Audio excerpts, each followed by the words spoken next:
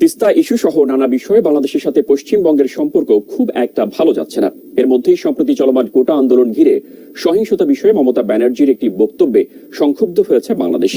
তার প্রেক্ষিতে দিল্লিকে ঢাকা নিজেদের অসন্তোষ জানায়।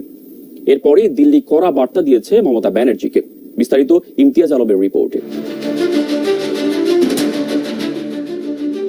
বাংলাদেশে কোটা সংস্কার আন্দোলন ও সহিংসতা নিয়ে পশ্চিমবঙ্গের মুখ্যমন্ত্রী মমতা বন্দ্যোপাধ্যায়ের একটি মন্তব্য নিয়ে বাংলাদেশ থেকে ভারত সরকারের কাছে আপত্তি জানানো হয়েছে।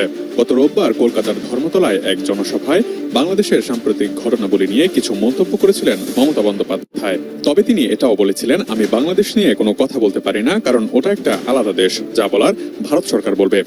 বাংলাদেশ নিয়ে আমরা যেন কোনো প্ররোচনাতে না যাই, আমরা যেন কোনো উত্তেজনাতে না যাই।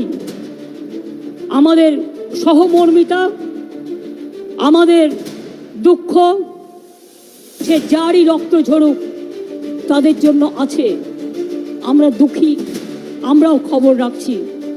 ছাত্রছাত্রীদের মহান প্রাণ, তাজা প্রাণগুলো চলে যাচ্ছে।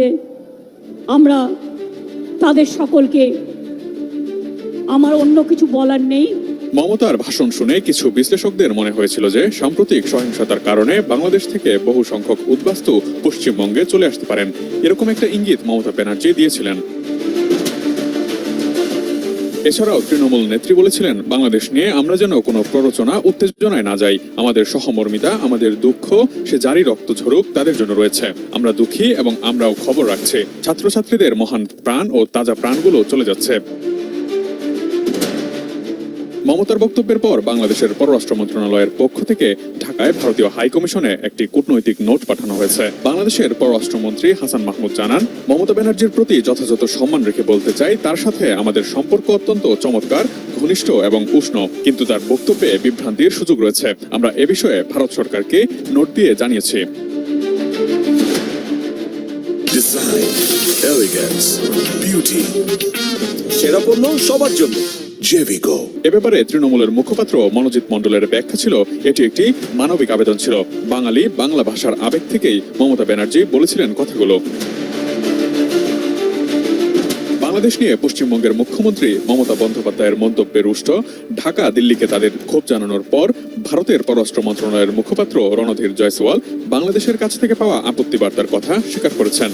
ভারতের সংবিধানের 7ম তফসিলের প্রথম তালিকার 10 নম্বর অনুচ্ছেদের কথা উল্লেখ করে তিনি বলেছেন, বিদেশ সংক্রান্ত সমস্ত বিষয় এবং অন্য কোনো দেশের সঙ্গে সম্পর্কিত কেন্দ্রীয় সরকারের সমস্ত বিষয়ের এখতিয়ার একমাত্র ভারত সরকারের। এ বিষয়টি যৌথ তালিকায় নেই, আর অবশ্যই তা রাজ্যের তালিকায় নেই। আমাদের অবস্থানটা স্পষ্ট, সাংবিধানিক এখতিয়ারের বাইরের কোনো বিষয় নিয়ে রাজ্য সরকারের হস্তক্ষেপ করা কোনোভাবেই উচিত নয়। মমতার বক্তব্যের কড়া সমালোচনা করেছেন ভারতের ক্ষমতাসীন দল বিজেপির কেন্দ্রীয় নেতা ও ক্যাবিনেট মন্ত্রী রবিশঙ্কর প্রসাদও। তিনি বলেছেন, দ্বিপাক্ষিক কোনো বিষয়ে কথা বলার অধিকার কোনোভাবেই রাজ্য সরকারের নেই। संविधान में आपको अधिकार है क्या? ये अधिकार भारत सरकार का है, केंद्र सरकार का है।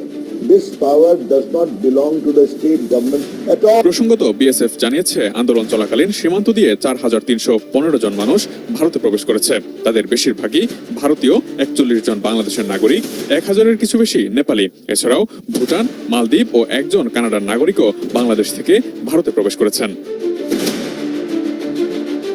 Imtiaz Alam, desk report, ATN। প্রিয় দর্শক, আপনি যদি এই চ্যানেলে নতুন হয়ে থাকেন, ভিডিওটি দেখতে দেখতে চ্যানেলটি সাবস্ক্রাইব করে আমাদের সঙ্গেই থাকুন।